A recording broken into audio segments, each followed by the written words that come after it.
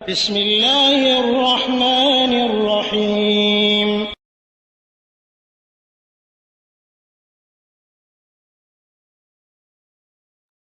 ওয়ালাইকুম আসসালাম ওয়া রাহমাতুল্লাহি ওয়া বারাকাতুহু। মদিনা মুনাওয়ারা থেকে ভাই জুনায়েদ জানতে চেয়েছেন, তিনি একজনের কাছ থেকে একটা হাদিস শুনেছেন যে কুল হুয়াল্লাহু আহাদ, এটা যদি শোয়ার সময় 100 বার ডান দিকে হয়ে পড়ে তাহলে পুলসিরাতের পুল খুব সহজভাবে পার হওয়া যাবে। আবার বাম দিকে আস্তাগফিরুল্লাহ 100 বার এরকম পড়লে বিভিন্ন ধরনের উপকারের কথা বলছেন। এই হাদিস সংক্রান্ত জানতে চেয়েছেন। আলহামদুলিল্লাহ ওয়াসসালাতু ওয়াসসালামু আলা রাসূলিল্লাহ। সম্মানিত ভাই, সূরাতুল ইখলাস সম্পর্কে অনেক হাদিস বর্ণিত রয়েছে।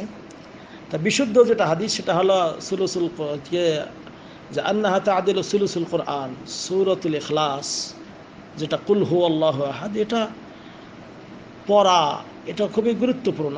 তবে এটা কোরআনের 3 ভাগের 1 অংশের সমতুল্য সওয়াব এটা পাওয়া যায়। তবে এ সংক্রান্ত যে সমস্ত হাদিস বর্ণিত রয়েছে, শেখ আলবানী রাহিমাহুল্লাহ বলেছেন যে এ সংক্রান্ত অনেক হাদিস যেগুলি বর্ণিত হয়েছে এগুলি অধিকাংশগুলি জয়ীফ, কারো সনদ ঠিক নাই, সেগুলির মানে সহিভাবে বর্ণিত হয়নি। যেটা ফাতওয়া লাজনার মধ্যেও এই ওলামায়ে কেরাম এই কথাগুলি উল্লেখ করেছেন।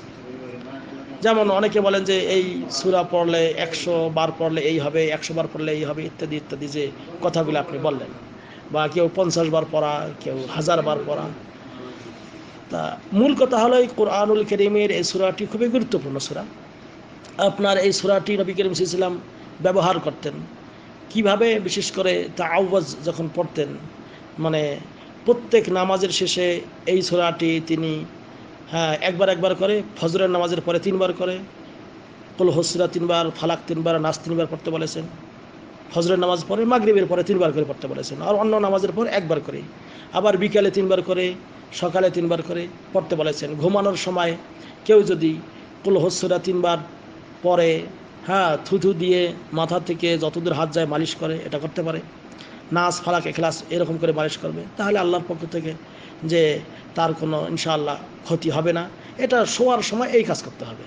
কিন্তু শোয়ার সময় 100 বার কুল হুসরা পড়তে হবে, এ সংক্রান্ত যে সমস্ত হাদিস আপনি বলেছেন, এই হাদিস আমার মানে এই সংক্রান্ত যে হাদিসগুলি এগুলো অধিকাংশ এগুলি জাল এবং জয়ীফ, যেগুলোর ওপর আমল করা আমাদের ঠিক না। তবে সূরার ফজিলত গুরুত্ব অবশ্যই রয়েছে, কিন্তু এইরকম করে 100 বার 50 বার ইত্যাদি পড়তে হবে, এই তরিকগুলি, এই যে বর্ণনাগুলি, এগুলি অধিকাংশগুলোই সহি নয়।